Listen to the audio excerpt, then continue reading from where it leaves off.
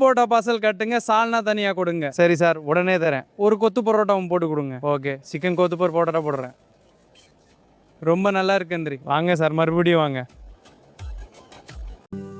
Coma parotta வாங்கிட்டு வந்துட்டேன். அருமையா இருக்கு, குருடு. இந்தா, எல்லாருக்கும் தட்டுல வைக்கிறேன். சோமு எழுந்துரு, பரோட்டா சாப்பிடலாம். அப்பா. எழுந்துரா.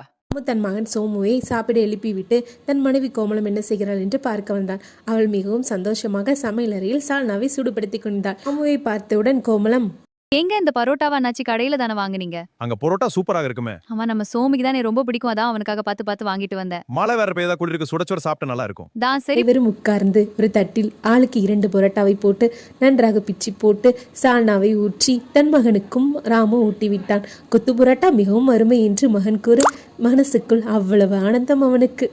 விட்டு பாபுவும் வர அவனுக்கும் கொடுத்து மகிழ்ந்தார்கள். மிகுந்த இரவில் சுட சுட பரோட்டா இதமாய் இறங்கியது அனைவரும் தொண்டையிலும். சாப்பிட்டு விட்டு அனைவரும் உறங்கினர். அடுத்த நாள் விடியல் பொழுதில் ராமு தனது வேலையை நோக்கி புறப்பட்டான். அது மாந்தோப்பில் தான் வேலை. அடடா, இவ்வளவு மாம்பழங்கள், ஒவ்வொன்றும் சுமையா இருக்கு. இந்த மாம்பழங்கள் எடுத்து சோமுக்கு கொண்டு போகலாம். நாளை இந்த ஆசையாக தான் எடுத்த மாம்பழங்களை தன் மகனுக்கு கொண்டு சென்றான் ராமு. இந்த கோமனை நான் வரும்போது இந்த மாந்தோப்பில் இந்த மாமல்லங்களை பார்த்து ரொம்ப சோயா இருந்துச்சு தெரியும். கொண்டு போய் எல்லாருக்கும் கட் பண்ணி கொடுத்துறீங்க. சரி, நான் இப்பவே கட் பண்ணி தரேன். இதோ எல்லாம் ரெடியா